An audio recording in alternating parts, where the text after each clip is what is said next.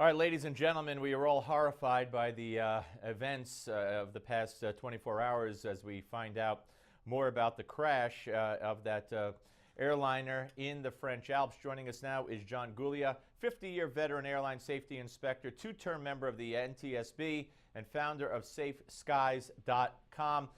John, welcome. It's bad enough when a plane, disappears or crashes, and we find out about all the passengers and crew who have perished. But what's your reaction to what the cockpit voice recorder has taught us, has shown?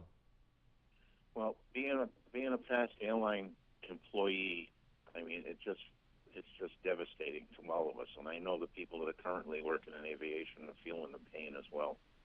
When we are told or realize that one of our own has done the ultimate bad thing. Now, and there's yeah, no, absolutely. And there's no indication yet. I mean, they're looking into this man's background. There's a report he was depressed. There's no indication, at least as of this second, that he had any terrorist connections. So what is the procedure? Because we hear so much about, if this were in this country, the procedure is, and I don't know if this is worldwide, you could tell me, that if a pilot leaves the cockpit, then a crew member is supposed to go in the cockpit. There's always supposed to be two people in there. Is that accurate? Yes, that is accurate in the U.S., and I see it since I travel virtually every week. I see it pretty often when the pilots have a need to come out and out of the cockpit, usually to use the facilities. You will see one of the flight attendants will go in. Well, the first thing they do is position the serving cot to act as a brief barrier if somebody were to charge towards the cockpit. Interesting. And then one of the flight attendants will go into the cockpit, and sometimes they'll close the door, sometimes they'll briefly leave it open while the captain comes out, and then the door is closed, and when the pilot finishes whatever he was needed to do, and then they'll use the code to identify themselves from the cockpit, and the procedure will be reversed. So yes, there are two people in the cockpit. Now, theoretically, sir, I'm sorry, go ahead. You say but. But what would the flight attendant do?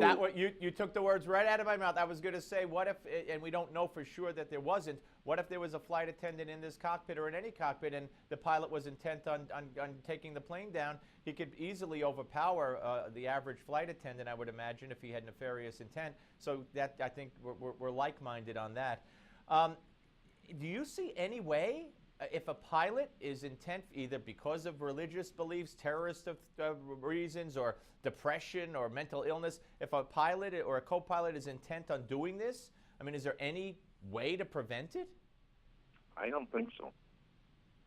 I've been struggling with that question myself all day.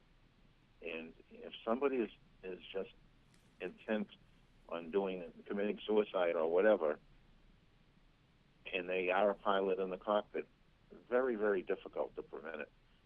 And the reason why I say that is, just think of Egypt Air 990 that happened in 1999, I believe it was, where the first officer was trying to commit suicide, and the captain was in the airplane, and he was struggling with the controls.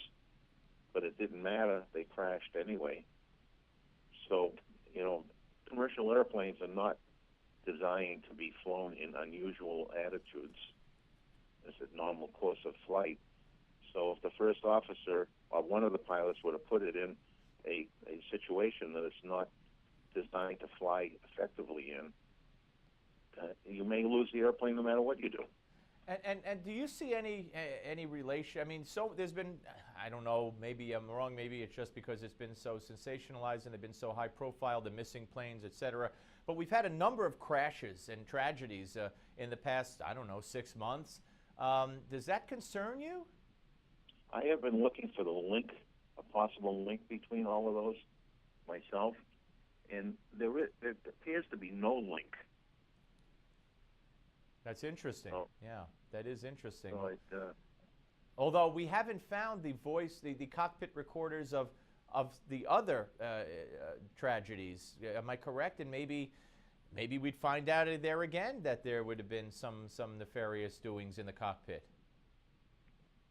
we could very well find that out. Yeah. All right, listen, You know? John, thank you for your service. 50-year career is quite an accomplishment, and thank you for joining us. We'll call on you again, sir. Okay, thank you. Thank you. John Googlia, ladies and gentlemen. Yeah, no, apparently no link, but it's also true that we don't have the voice recordings from those other flights. Who knows? Who knows why they went down? It just is very strange. And, you know, you get on an airline, you're frightened enough sometimes. You don't need these things in the back of your mind. Coming up next, folks, resident scholar at the American Enterprise Institute, Michael Rubin, and Iran talk. Don't go away.